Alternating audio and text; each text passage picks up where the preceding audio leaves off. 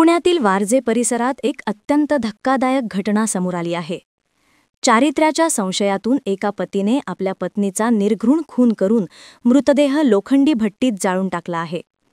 फॅब्रिकेशनचा व्यवसाय करणाऱ्या समीर जाधव या आरोपी पतीने खासगी शाळेत शिक्षिका असलेल्या पत्नी अंजली जाधव हिचा खून करून पुरावे नष्ट करण्याचा प्रयत्न केला.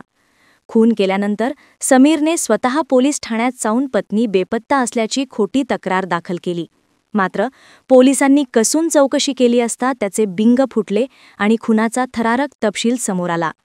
वारजे पोलिसांनी आरोपी समीर जाधव याला तात्काळ अटक केली असून पुढील तपास सुरू आहे. या निर्घृण घटनेने संपूर्ण परिसरात प्रचंड खळबळ उडाली आहे. विशेष प्रतिनिधी NTV न्यूज मराठी, पुणे.